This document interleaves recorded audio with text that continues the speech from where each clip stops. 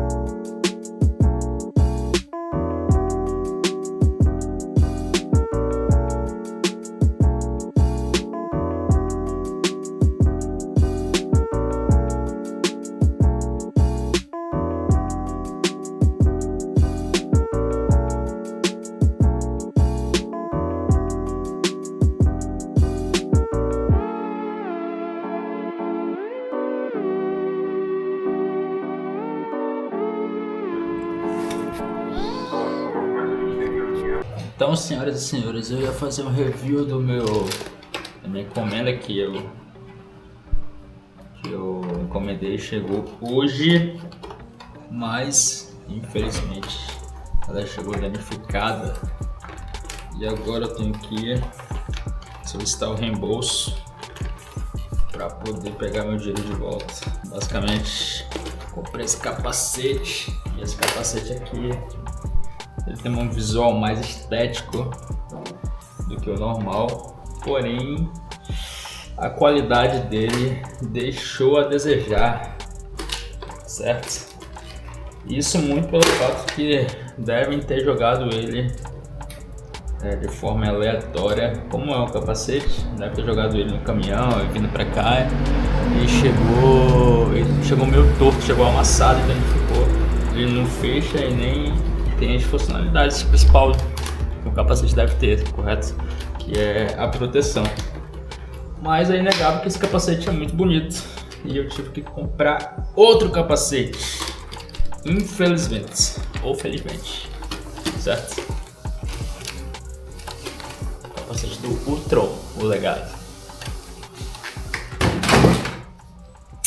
DAO. Então, senhoras e senhores, hoje basicamente temos uma série de fatores no qual envolve o mundo de software, o mundo de desenvolvimento de software. E com isso temos algumas coisas que não se trata apenas do universo da LLM. Se trata muito, por exemplo, de pessoas comuns, devs, desenvolvedores que amam codar no fim das contas. E com isso necessito de alguns projetos. E esses projetos têm algumas fontes de rendas diversas. E quais são essas fontes de rendas? Número 1, mundialmente conhecida, certo? É a famosa startups, né? De como é que funcionam as startups, né? Por assim dizer. Temos uma ideia, temos um grupo de acionistas, ou então o próprio acionista é o dono da ideia, ou então até mesmo o próprio dono da ideia é o acionista e o desenvolvedor, e normalmente isso acontece. Ou então pode ser 3 pessoas segregadas, né, de pessoas distintas. Com isso a gente tem ali uma ideia para desenvolvimento que pode gerar um mercado de trabalho, certo? E temos também o número 2, que envolve muito a aglomeração de uma região específica, por exemplo, verbas direcionadas para um nicho específico, no caso, verba de P&D, de pesquisa e desenvolvimento, né? Seria desenvolver algo inovador, algo que também envolve desenvolvimento e com isso pesquisa. Normalmente é onde as Big Techs ou então institutos trabalham, onde a maioria dos desenvolvedores hoje trabalha. E também temos os outros serviços de sustentação, que são os serviços de software que já estão homologados, já estão em produção, e com isso os desenvolvedores eles podem entrar nesse mercado, normalmente um dev mais sênior, um dev pleno para sênior, no qual ele consegue assumir o trabalho de outro desenvolvedor, certo? E isso é muito importante. Talvez esse cenário seja o cenário mais realista que tem aqui no Brasil, né? Que a maioria dos serviços de software já estão em produção, então tem muita ideia de inovação, assim, existe muita ideia, mas em comparação a ideias que já estão em sustentação, tá lá embaixo. Essa é a verdade. Então beleza, agora que nós sabemos alguma das variáveis que envolvem as ideias de como nasce o software e como gerar o mercado de trabalho dentro do desenvolvimento, certo? É preciso que também o desenvolvedor ele tenha enraizado algumas das bases internas do software, né? Tipo padrões internos, tanto arquitetural quanto de desenvolvimento. Uma delas é o próprio Solid. O Solid ele é um padrão extremamente usado no mundo de desenvolvedores. Então, basicamente quase tudo, a startup, quase tudo, instituto, Big Tech, ou alguma firma no qual utilize padrões de arquitetura e padrões de desenvolvimento mais limpos, utilizam o Solid, que ele é mundialmente conhecido por desenvolvedores. Então, cada desenvolvedor tem que ter como base o código com padrões arquiteturais de uma forma que outro dev consiga assumir também. Beleza? Outra coisa também que é importante o desenvolvedor entender é muito do princípio do software. O que seria isso? Além de entender ali o básico de orientação, de PO, também o desenvolvedor tem que andar em conjunto com o PO, a questão de requisitos do software. Isso, às vezes, pode ser até 60% mais importante do que a entrega final. Por quê? Porque com isso tu consegue entender a necessidade do cliente final, né, que é ele que vai usar o sistema, então ele que vai usar, seja que você tiver desenvolvimento, e com isso você também auxiliar como braço direito do seu PO, né?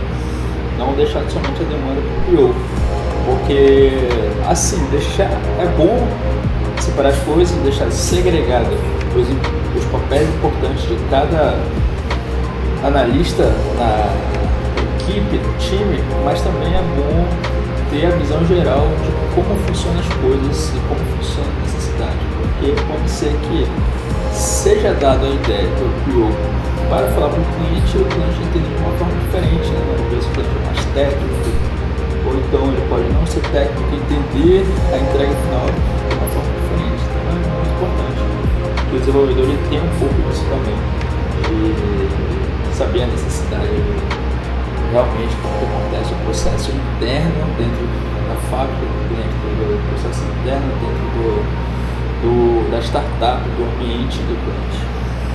Isso é muito importante.